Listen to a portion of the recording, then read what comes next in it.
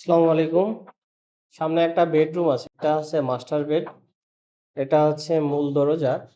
আর মূল দরজার ঠিক সামনের অংশে আছে বারান্দার দরজা। আর এটা হলো বেডরুম। বেডরুমটা বেশ বড়সড়। এই পাশে উত্তর সাইডে একটা বড় জানালা আছে। এখানে এটা হচ্ছে অ্যাটাচ টয়লেট। এইখানটাতে খাট দেওয়া যাবে। আর যে মেজারমেন্ট আছে এখানে খাট ইজি ভাবে দেওয়া যাবে। এটা হচ্ছে পশ্চিম। এখানে টয়লেট দেওয়া আছে। এটা হচ্ছে অ্যাটাচ টয়লেট। বিল্ডিং এর ফ্রন্ট সাইড এটা। আর এখানে একটা ক্যাবিনেট তৈরি করা হয়েছে। টয়লেটটা একটু বড় ছিল, জাস্ট টয়লেটটা একটু ছোট করে দিয়ে এখানে একটা ক্যাবিনেট দেওয়া হয়েছে, যাতে আর নিজেদের ব্যক্তিগত কিছু কাপড় চোপড় থাকতে পারে, এগুলো স্টোরেজ করে রাখা যায়।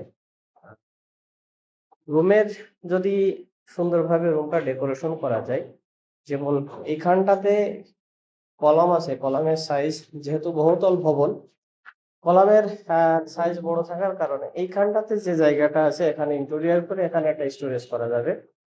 এইখানটাতে একটা স্টোরেজ করে টোটাল এই ওয়ালটা একটা স্টোরেজ করে ফেলা যাবে। মানে ইন্টেরিয়র ডিজাইন যদি করা যায় তো এখানে একটা সুন্দর একটা স্টোরেজ তৈরি করে ফেলা যাবে। আর এইখানটাতে আছে হচ্ছে বারান্দা। বারান্দাটা আছে বেশ বড় সড়ো বারান্দা। এই হলো ওভারঅল একটা মাস্টার বেড। ধন্যবাদ।